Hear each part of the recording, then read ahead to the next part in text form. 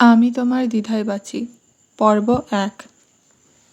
মুম্বাই কারোর কাছে স্বপ্নের শহর, আবার কারোর কাছে দুঃস্বপ্নের।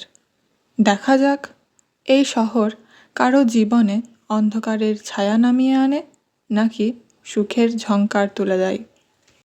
মুম্বাই শহরের একটি স্বনামধন্য হাসপাতাল ব্লু স্কাই। এই হাসপাতালে ধনী কিংবা দরিদ্র সকল প্রকার মানুষই চিকিৎসা করাতে পারে। দরিদ্র রোগীদের চিকিৎসার অধিকাংশ খরচই হাসপাতালের ফান্ড থেকে দেওয়া হয়, তবে চিকিৎসার খরচের স্বল্প পরিমাণ রোগীদের কাছ থেকে নেওয়া হয়। এই হাসপাতালের মেডিকেল অ্যাডমিনিস্ট্রেটর পাশাপাশি একজন সার্জেন্ট ডক্টর হলেন মিস্টার বিক্রম শাহ। মিস্টার শাহ যখন তার কেবিনে বসে কিছু ফাইল চেক করছিলেন, তখন তার কেবিনের দরজায় টোকা পড়ল। May I come in sir?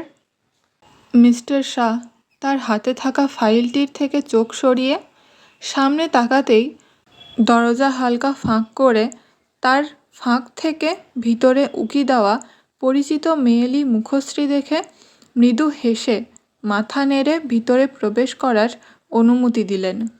মেয়েটি ভিতরে প্রবেশ করতেই তার পরনে থাকা জিন্সের প্যান্ট এবং ওভারসাইজড টি শার্ট সহ মেয়েটিকে আপাতমস্তক এক নজরে পরখ করে দেওয়াল ঘড়িটির দিকে এক পলক তাকিয়ে মেয়েটির উদ্দেশ্যে বললেন, কটা বাজে খেয়াল আছে?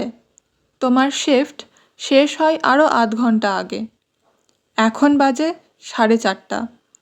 তোমার টিউশন পড়াতে যেতে লেট হবে না?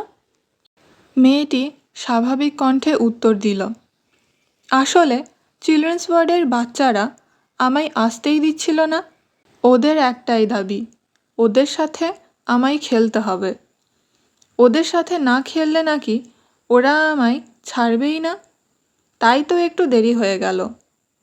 বাই দ্য ওয়ে, কথাটা টিউশন নয়, কথাটা হলো টুইশন, বুঝলেন স্যার? বলেই মেয়েটি মৃদু হেসে উঠল।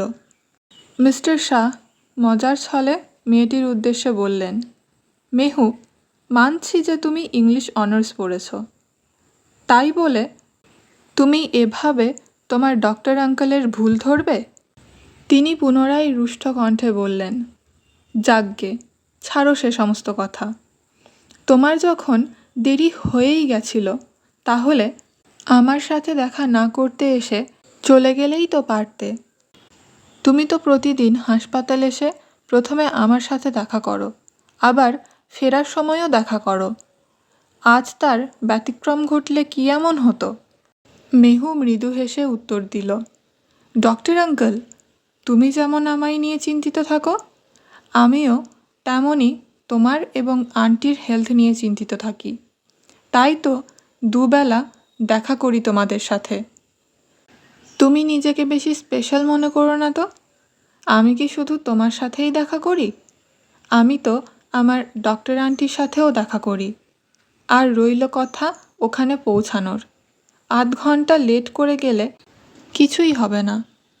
মিস্টার শাহ তাড়া দিয়ে বললেন, আচ্ছা আচ্ছা ঠিক আছে, আমি খুব ভালো করেই চিনি তোমায়। এখন যাও, না হলে তোমার পৌঁছাতে আরও দেরি হয়ে যাবে। আর অবশ্যই সাবধানে যাবে। হ্যাঁ নিশ্চয়ই, তোমরাও সাবধানে থেকো। আমি আসছি, কাল দেখা হবে। বলেই মেহু দ্রুত কেবিন থেকে বেরিয়ে গেল। মেহু বেরিয়ে যেতেই মিস্টার শাহ দরজার দিকে তাকিয়ে মনে মনে বললেন, আমি কি আর এমনি এমনিই বলেছি মেহু যে আমি তোমায় খুব ভালো করেই চিনি? আমি আর তোমার ডক্টর আন্টি যে তোমায় খুব ভালোভাবেই বুঝি। মেহু অর্থাৎ মেহুলি মণ্ডল, বয়স 26 বছর। মেহু বিগত 3 বছর ধরে তার মা মৌ মণ্ডলের সাথে পশ্চিমবঙ্গ ত্যাগ করে মুম্বাইয়ে একটি ছোট্ট বাড়িতে ভাড়া থাকে। সেই বাড়ির আশেপাশে যে কয়টি বাড়ি আছে তাতে কিছু দক্ষিণ ভারতীয় পরিবার, বিহারি পরিবার এবং কিছু বাঙালি পরিবার ভাড়া থাকে। মেহু দেখতে খুব একটা সুন্দরী নয়, গায়ের রঙও শ্যামলা। মেহু হলো একটা টমবয়। ওর কথাবার্তা, পোশাক আশাক, চলাফেরা সবই ছেলেদের মতো। ওর চুল কাঁধ অবধি উলফ কাটে শেপ করা। পাড়ার সকলে মেহুকে ওর মা অর্থাৎ মৌয়ের ছেলে বলে ডাকে। বলবে নাই বা কেন? একজন ছেলের তার পরিবারের প্রতি ঠিক যা যা দায়িত্ব এবং কর্তব্য তা মেহু মেয়ে হয়েও অক্ষরে অক্ষরে পালন করে। এমন তো আর নয় যে পরিবারের সকল প্রকার প্রয়োজন মেটানোর দায়িত্ব একমাত্র ছেলেদের কাঁধেই ন্যস্ত থাকতে হবে। বাস্তবে ছেলে মেয়ের ভেদাভেদ এ সমাজের এক নিষ্ঠুর সৃষ্টি, যে সৃষ্টি বা নিয়ম না মানার মতো দুঃসাহসী কাজ খুব কমজনই করতে পারে। সমাজের এই নিষ্ঠুর ভেদাভেদ শহরাঞ্চলে এবং সম্ভ্রান্ত পরিবারগুলিতে নেই বললেই চলে। তবে গ্রামাঞ্চলে এই ভেদাভেদের ছোঁয়া এখনও লেগে আছে। যেখানে প্রতিবেশীদের যে কোনো প্রয়োজনে সবার আগে মিহুকে পাশে পাওয়া যায়, তাহলে তার নিজের মা এবং বাড়ির প্রতি গাফিলতির তো কোনো প্রশ্নই ওঠে না। মিহু ছেলেদের একদমই সহ্য করতে পারে না। এক কথায় বলতে গেলে ছেলেরা ওর দু চোখের বিষ। ছেলেদের দেখলেই ওর ঘৃণা এবং রাগে মাথায় রক্ত উঠে যায়। কোনো কারণ ছাড়াই তাদের বেধড়ক পেটাতে ইচ্ছা করে। তবে এই 3 বছরের মধ্যে জনসম্মুখে সে নিজের সকল প্রকার অনুভূতিগুলিকে নিয়ন্ত্রণ করতে শিখে গেছে। ইংলিশ অনার্সের ফাইনাল ইয়ার পরীক্ষা দেওয়ার পরপরই রেজাল্টের অপেক্ষা না করেই কিছু কারণে সে এবং তার মা চিরতরে পশ্চিমবঙ্গ ত্যাগ করে মুম্বাই চলে এসেছে। বর্তমানে সে ব্লু স্কাই হাসপাতালের নার্স রূপে কর্মরত।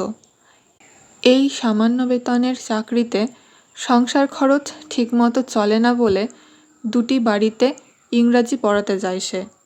এতক্ষণ শুনলেন আমি তোমার দ্বিধায় বাচির পর্ব 1। যারা গল্প পড়তে ইচ্ছুক তারা আমার ফেসবুক পেজে গিয়ে গল্প পড়তে পারেন। আমি পেজের লিংক ডেসক্রিপশন বক্সে দিয়ে দেব। ভালো লাগলে লাইক, শেয়ার, সাবস্ক্রাইব করে দেবেন এবং কমেন্ট অবশ্যই করবেন। Thanks for watching.